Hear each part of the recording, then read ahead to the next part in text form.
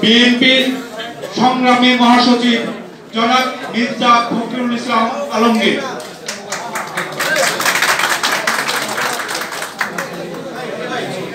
বিসমিল্লাহির রহমানির রহিম।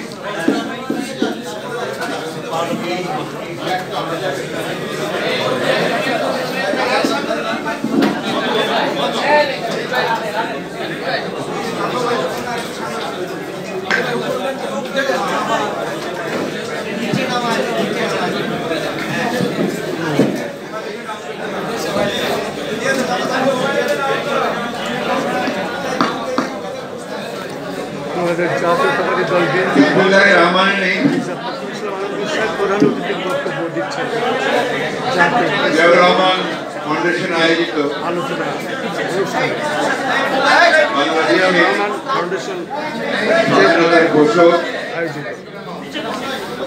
বহুদলীয় গণতন্ত্রের পুনঃপ্রবর্তক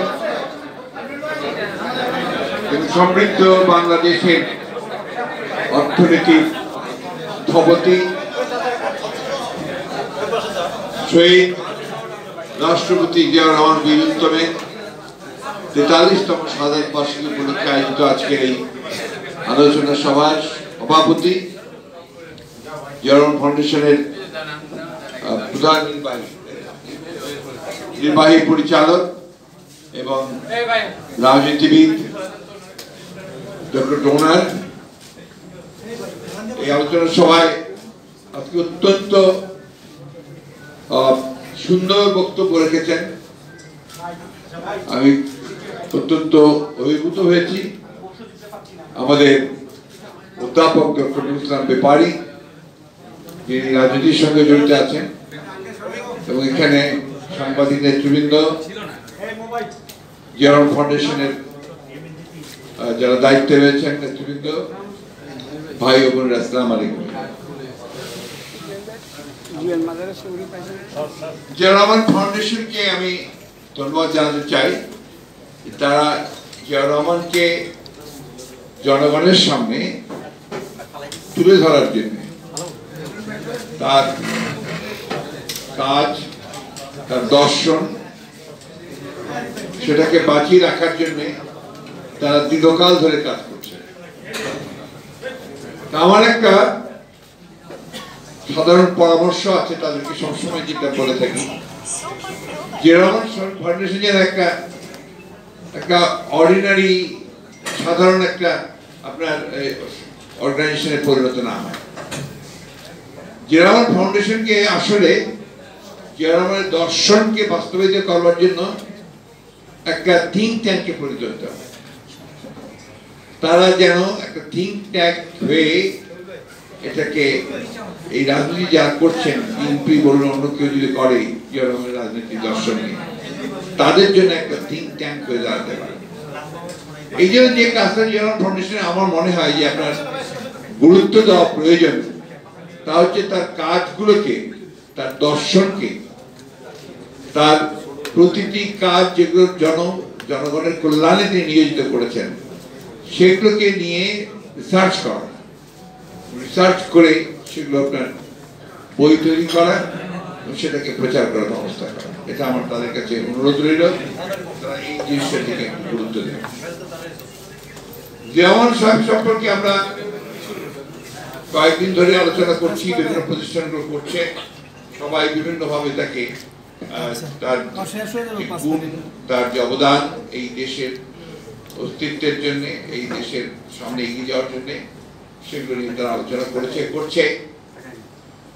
আমি বেশ কয়েকগুলো অনুষ্ঠানে আমি আলোচনা করেছি, কথা বলেছি। আজকে আমি শুরু করতে চাই আপনার professor government of politics, university of Maryland এর USA, মার্কাস ব্রান্ডার একটা উক্তি দিয়ে। তিনি বলছেন, Ziaur Rahman is a historic figure in Bangladesh, in part because he has established the nation's first effective government. একটা কার্যকরী সরকার প্রথম তিনি এটাকে তৈরি করেছেন। But primarily because of his efforts to build institutions, কিন্তু প্রাথমিকভাবে এই জন্যে তিনি প্রতিষ্ঠানগুলোকে তৈরি করতে, নির্মাণ করতে চেয়েছেন। that can carry forward a new concept of Bangladeshi nationalism. যেটা বাংলাদেশি জাতীয়তাবাদের যে দর্শন সেটাকে সামনে এগিয়ে নিয়ে যেতে পারে। Zia wants people to be enthusiastic. Zia চেয়েছিলেন তার জনগণ আমাদের জনগণ তারা উৎসাহী হোক, উদ্যমী হোক about building up the country, দেশকে গঠন করার ব্যাপারে। He wants them to be vigilant and prepared to resist, if necessary militarily, pressure from outside. তিনি চেয়েছিলেন যে দেশের মানুষ তারা সবসময় সতর্ক থাকবে এবং বাইরের যে কোনো আক্রমণকে প্রয়োজনে সামরিকভাবে হলেও তারা যেন রক্ষা করতে পারে, প্রতিরোধ করে তুলতে পারে। He wants people to have confidence that they can grow things themselves. তিনি চেয়েছিলেন যে তার মানুষের মধ্যে সেই আত্মবিশ্বাস জন্মাবে যে তারা তাদের প্রয়োজনীয় জিনিসগুলো তারা নিজেরাই তৈরি করতে পারে, without relying on foreigners, বিদেশিদের উপর নির্ভর না করে। He wants them to have pride in their religion. তিনি চেয়েছিলেন যে এই দেশের মানুষ তাদের ধর্মের উপরে যারা তারা গর্ববোধ করতে পারে, and to have no problem with the minority of the community, এবং সংখ্যালঘুদের সঙ্গে তাদের কোনো সমস্যা তৈরি না। এটা বলছেন একজন ইউএসএ আমেরিকার মেরিল্যান্ড ইউনিভার্সিটির একজন অধ্যাপক, তার জন্ম সম্পর্কে ধারণা নিয়ে করলাম। এটা অনেক আছে। বিষয়টা হচ্ছে যে জিয়াউর রহমানকে আমরা ক্ষণজন্মা বলি। কেন ক্ষণজন্মা বলি এটা নিয়ে আমরা অনেকে প্রশ্ন করছে, তিনি ক্ষণজন্মা বলতে চান না। জিয়া বারবার আসে ওই যে স্লোগানের ভাষাটা আর কি। স্লোগানের ভাষা দিয়ে জিয়াউর রহমানকে বিচার করলে সঠিকভাবে বিচার করা হবে না।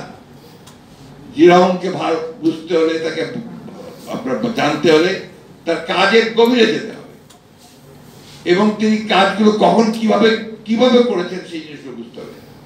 উনি যারা সৈনিক ছিলেন, বন্দুক নিয়ে চলাফেরা করেছেন, মানুষ মারতে হয় কিভাবে সেটা শিখেছেন, দেশকে রক্ষা করতে হবে সেভাবে শিখেছেন, সেভাবে কাজও করেছেন। এবং বাংলাদেশে তার চলাফেরা খুব কম ছিল, কিন্তু আগে উনি বেশিরভাগ সময় পাকিস্তানে লেখাপড়া করেছেন, পাকিস্তানে তার আপনার বড় হয়েছে এবং সেনাবাহিনীতে ঢুকেছেন পাকিস্তান আর্মিতে। কিন্তু পাকিস্তান আর্মি যখন যেখানে থেকেছেন, কিন্তু তার মাতৃভূমি যেটা, সেটাকে তিনি মাথার মধ্যে সবসময় রেখে দিয়েছেন। পড়াশোনা করতেন অনেক, তার একজন ভালো সৈনিক হিসেবে শুধু নয়, ভালো মেধাবী একজন সৈনিক হিসেবে তার পরিচিতি ছিল। যে কারণে পাকিস্তান আর্মিতে তাকে সবাই বলা হতো যে ভবিষ্যতের একজন জেনারেল সে হতে পারে। আর পাকিস্তান আর্মি কিন্তু আপনার অত্যন্ত উঁচু দরের একটা আর্মি ছিল। তো এই বিষয়টা আমাদের মনে রাখতে হবে যে এই কথাটা বলেছিলেন আপনার প্রফেসর মুজাফফর আহমেদ, ন্যাপ মুজাফফরের আপনার সভাপতি, একজন অত্যন্ত প্রবীণ রাজনীতিবিদ, বহু কাল থেকে তিনি রাজনীতি করেছেন, মারা গেছেন কিছুদিন আগে। তিনি জিয়াউর রহমানের প্রথম পার্লামেন্টে ইলেক্টেড হয়ে এসেছিলেন মেম্বার অফ দ্য পার্লামেন্ট। সেখানে তিনি যখন জিয়াউর রহমানের শাহাদাতের পরে যখন আপনি সেখানে শোক অধিবেশনটা বসছিল, সেই শোকের অধিবেশনে প্রফেসর মুজাফফর বলছিলেন, এই যে ভাই আশিটা এখানে বন্ধ করেন, লাইক ইট গো আউট।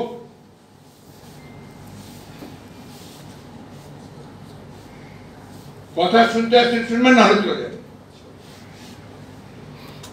তিনি বলেছিলেন যে নেতা দুই ভাবে হয়, একটা তার জন্মগত গুণাবলী নিয়ে নেতা হয়, আরেকটা নেতা হতে পারে সে দেখে শুনে অতি দ্রুত নেতৃত্বের গুণাবলীগুলো অর্জন করতে পারে। জিয়াউর রহমান দুটোই ছিলেন, তার নেতৃত্বের গুণ জন্মগতভাবে পেয়েছিলেন, অন্যদিকে অতি দ্রুত তিনি তার আশেপাশের সমস্ত দিকে শিক্ষা গ্রহণ করে তিনি নেতৃত্বের গুণাবলী অর্জন করেছিলেন। নাহলে দেখুন, একটা মানুষ যে রাজনীতির সঙ্গে জড়িত ছিল না, কাউকে চিনত না ঠিক মতো রাজনীতির লোকদেরকে, সেই মানুষটি যখন দেখলো যে 1971 সালে যখন সমগ্র বাংলাদেশের মানুষ মুক্তি চায়, নেমে পড়েছে, সংগ্রামে নেমেছে, চূড়ান্ত সংগ্রামের জন্য অপেক্ষা করছে, সেই সময়ে রাজনৈতিক দল কি তাদেরকে পরিত্যাগ করে চলে গেল? কেউ কোনো ঘোষণা দিয়ে পারল না চূড়ান্ত লড়াইয়ের সংগ্রামে। এই মানুষটি যে রাজনীতির কোনো সম্পর্ক ছিল না, কেউ তাকে আমরা চিনতাম না, কেউ না, সেই গলায় হঠাৎ করে তিনি বলে উঠলেন, আমি মেজর জিয়া বলছি, আমি বাংলাদেশের স্বাধীনতা যুদ্ধ ঘোষণা করছি। এই একটা কথার মধ্য দিয়ে ওই সৈনিক মুহূর্তের মধ্যে তিনি হয়ে উঠলেন সবচেয়ে বড় রাজনৈতিক নেতা। তিনি একটা জাতির জন্মের ঘোষণা দিয়ে ফেললেন। অনেকেই আপনারা আমেরিকার লোকেরা এটা নিয়ে ভীষণ ভাবে রাগান্বিত, ক্রুদ্ধ, যে এটা বললেই নাকি আমরা আপনার সমস্ত আপনার সবচেয়ে রাষ্ট্রদ্রোহী হয়ে গেল। But that is the truth. যে কারণে জিয়া রহমানের স্বাধীনতার সম্পর্কে আমি কখনো বিতর্ক করি না, তর্ক করি না তার ঘোষণাটা নিয়ে। এটা চিরন্তন সত্য। জাতি যতদিন থাকবে, আমরা যতদিন থাকবো, ওই জিয়া রহমানের স্বাধীনতার ঘোষণা ততদিন থাকবে। এটা কোনো বিতর্কের বিষয় না, এটা একটা এস্টাবলিশড ট্রুথ। তাই ওরা যা কিছু বলে বলতে থাকবে, কারণ তারা তো আসলে ভিন্ন কথা, সেটা পরে বলবো। জিয়া রহমান সেই মানুষ যিনি যুদ্ধ করেছেন 9 মাস, তিনি যুদ্ধের পরে আবার ব্যারাকে ফিরে গেছেন সেনাবাহিনীর সঙ্গে, সেনাবাহিনীর কাজ যেটা তার দায়িত্ব সেই কাজ করেছেন। আবার যখন তাকে এই সেনাবাহিনীর লোকেরাই এবং জনগণ 75-এর পর পরিবর্তনের পরে তাকে যখন দায়িত্ব দিল, নিশ্চয়ই আপনাদের সকলে যারা যারা আমি এ কথাটা একটু বলে নেই, আমাদের ছেলেরা কিন্তু কেউ পড়তে চায় না, পড়াশোনা একেবারে পছন্দেরই বিষয় না, পছন্দের বিষয় না, শুধু দেখা আর শোনা, পড়তেই চায় না। এই বইটা কয়জন পড়েছে বলতে পারবেন? এর বাংলাও আছে, কেউ পড়েছে আমার কাছে মনে হয় না। বলেন তো একজন হাত তুলে, আমি পুরো বইটা পড়েছি। একজনও নেই। পড়েছেন না? That is the problem. এই বইটা যদি আপনি না পড়েন, আপনি জিয়া রহমান সম্পর্কে এই জেনারেশন কি জানবেন? আপনি তো জিয়া রহমানকে দেখেননি, আপনি তো কাজ দেখেননি। তো সেই জিয়া রহমান আমার কাছে মাঝে মাঝে বিস্ময় মনে হয়, বিস্ময় যে একটা নেতা কিভাবে এত অল্প সময়ের মধ্যে একটা জাতিকে, যে জাতি ইতিমধ্যে বিভক্ত হয়ে গেছে, যে জাতি নেতৃত্ব দুর্নীতিতে আকণ্ঠ নিমজ্জিত হয়ে গেছে, যে জাতিকে কোনো দিশা খুঁজে পাওয়া যাচ্ছে না, তার অর্থনীতি ধ্বংস হয়ে যাচ্ছে, কত সাহস থাকলে সেটাকে টেনে ধরার চেষ্টা করতে পারে? তাকে তো উনি তো নিজে আসেন নাই, তাকে তো সেই 7ই নভেম্বরের সিপাহী বিদ্রোহের মধ্য দিয়ে তাকে সামনে নিয়ে আসা হয়েছে। আমার এখনো মনে আছে, আমি তো দিনাজপুর কলেজে পড়াচ্ছি একদম প্রথম দিকে, ওই সময় 7ই নভেম্বর হঠাৎ করে আমরা দেখলাম যে আপনার সৈনিকেরা সব আপনার গাড়ির মধ্যে, ওপেন ট্রাকে, ওপেন লরিতে, জিপের মধ্যে আপনার অস্ত্র ছুটতে ছুটতে সব যাচ্ছে, আর তার বিপ্লব হয়ে গেছে, বিদ্রোহ হয়ে গেছে।